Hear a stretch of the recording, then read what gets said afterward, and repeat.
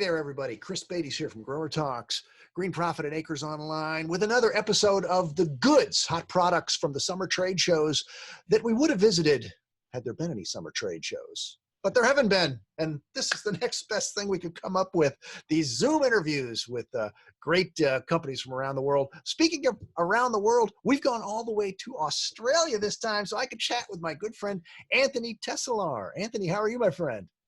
I am brilliant this morning. Thank you. And it's actually tomorrow there. We've gone to tomorrow. So how is it tomorrow?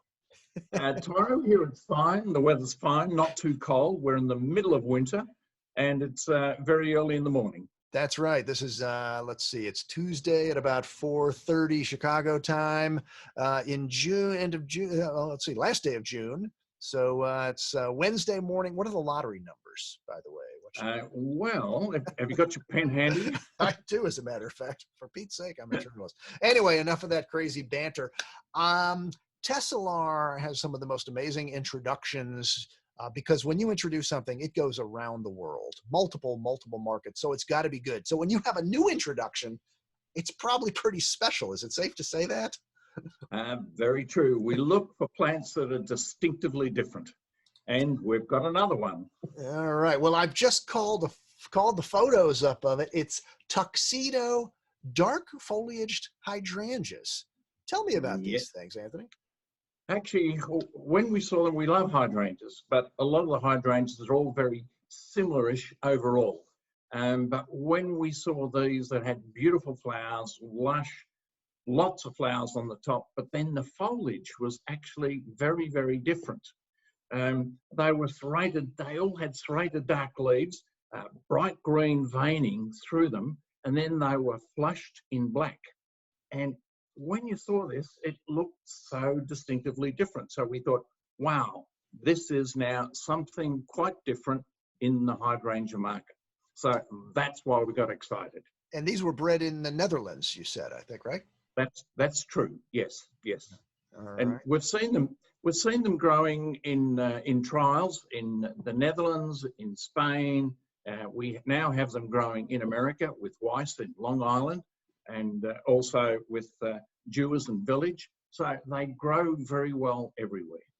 Well, they have to be a Tesselaar introduction. And two colors of this new. It's a macrophylla, you said. Yeah, macrophylla, or we call it macrophylla. Yes. Yeah.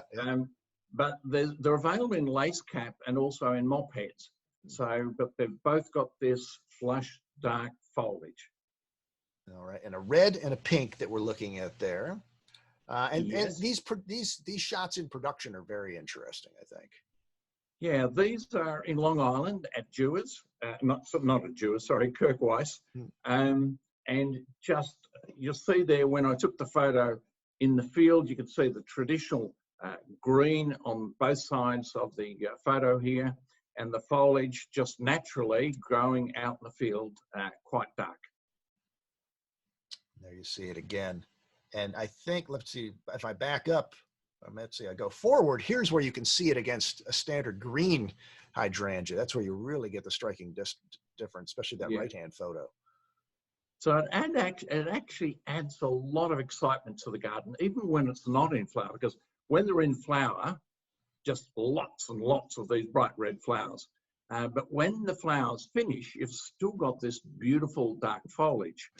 And being a compact plant, they're only 3 foot high by about 3 foot wide. So not the big, large plants, which makes them ideal for pots. And they're also great if you want hedging or edging in the garden with a number of them through there. Really, really good. And bloom time? Bloom time, normal summer. No different in early or late. They're similar to normal hydrangea in blooming. All right. How do the flowers age? Do they give any of that nice antiquing, or is it more of a typical aging process? And typical aging, the flowers are a bit longer lasting. They last for about over a month, so you get a lot of bloom time. All right. And then they just sort of age off like a traditional hydrangea. And does that dark foliage give the plant any special attributes out in the landscape, as far as where it likes to grow or how it performs, anything like that? No, it can grow anywhere where you have your traditional hydrangea, but being compact, they make a real nice edging if you want to plant an edging with different foliage. Nice. And I like you always have good POP for your Tesselaar varieties. There you see it in the Tuxedo pot. Very classy, beautiful plant. Signage and things like that that's available to go with it as well, yes? That's correct. And yeah, love the pot, love the Tuxedo. It's a classic. Yeah. All right. So when is it available? When can retailers get it? They're available this year. So they're available from Weiss or Dewars or Village. And if people want prop material, they can get it through Creekside or Bakers and Manaview and also Quality. All right. Well, very good. Well, Tuxedo dark foliaged hydrangeas, new from Tesselaar. I'd ask what's coming down the pike next, but you'd probably have to kill me, wouldn't you?